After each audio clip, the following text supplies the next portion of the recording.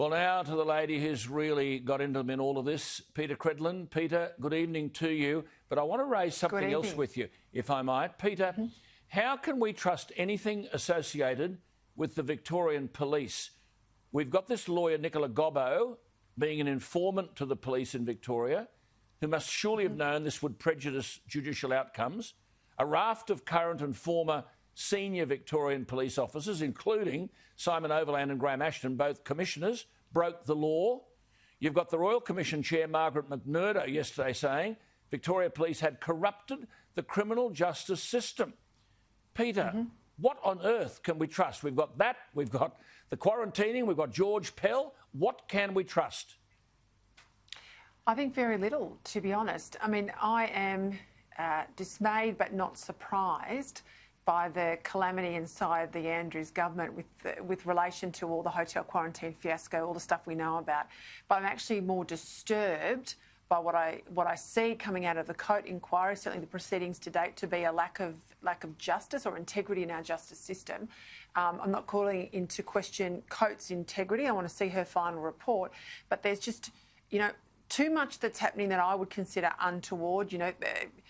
Investigations not happening, questions not being asked, evidence not being sought, witnesses not being called, all throughout this inquiry that raises real concerns for me. And of course, it all goes back to not just this issue, but a whole lot of issues. And at the heart of the melon, you're absolutely right, is Victoria Police. We know with this issue, and the police commissioner out there today, Shane Patton, said they spent $64 million trying to bury and manage this whole Lawyer X issue. Now, I went to university with Nicola Gobbo. We were contemporaries in law at Melbourne University at the same time. We weren't friends. I wouldn't even say she was an acquaintance.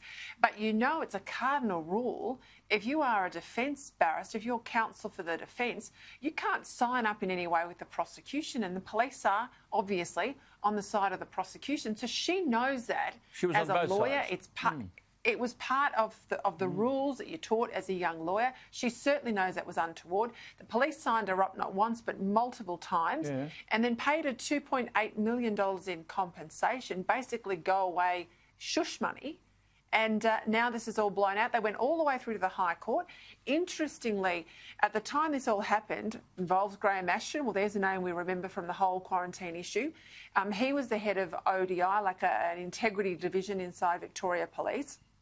Simon Overland, who's now working for a regional council in Tasmania.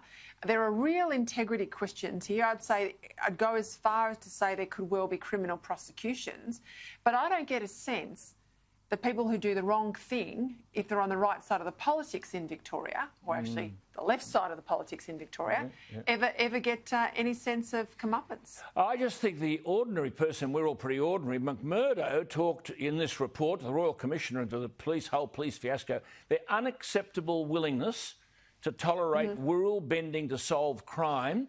Gobbo, the Royal Commissioner, said, quote, the breach of her obligations as a lawyer was inexcusable. Her behaviour in concert with Victoria Police undermined the administration of justice, compromised criminal convictions and damaged the standing of Victoria Police. And McMurdo said that 1,011 accused offenders have had their cases impacted by the double-dealing criminal barrister. I mean... And these aren't jaywalkers. No. We've all seen the underworld, underbelly movies. These are some of the worst you can find in Victoria. In my view, they deserve to be behind bars, but it'll be on the issue of the collusion of their counsel with police that would get them out on a technicality. But it doesn't mean that they're good people. I mean, let's be clear about that. You are a Queenslander, so you'll get what I say here, Alan. This is Fitzgerald-esque territory. I've been away from Melbourne for 15 years. I've come back. The scales are falling from my eyes. There needs to be a Justice Royal Commission in Victoria, all the way up and involving Victoria Police, obviously, but many of the ministers, connections between the Premier's office and senior appointments in Victoria Police, and a whole lot of stuff that goes back many, many years here in Victoria. I mean, you're right. Well, we have it.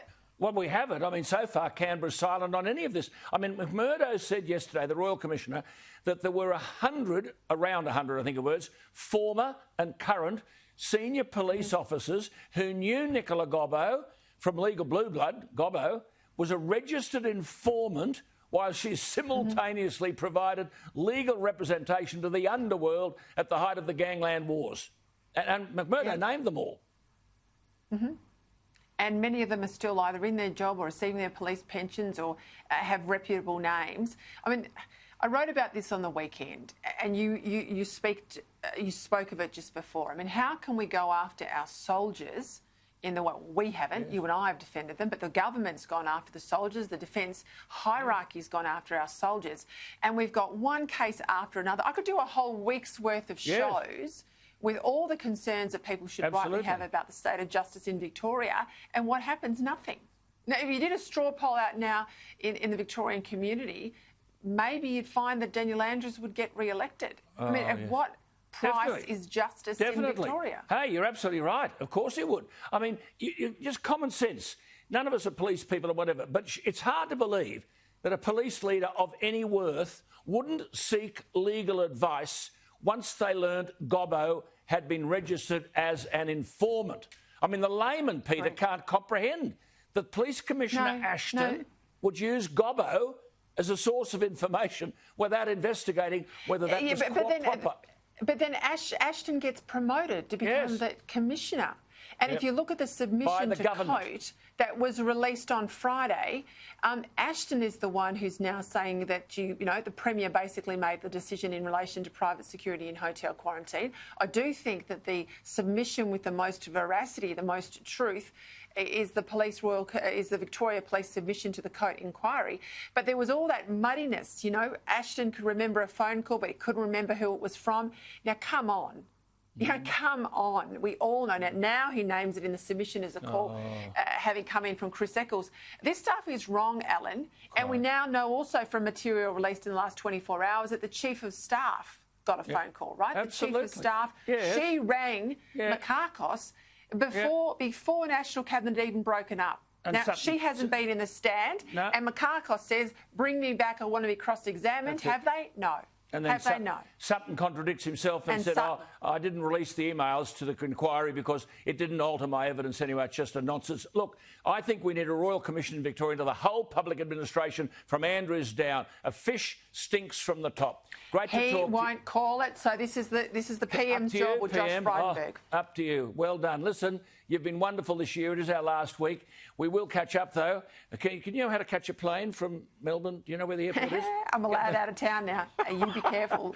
I'll knock on your door with a bottle of wine.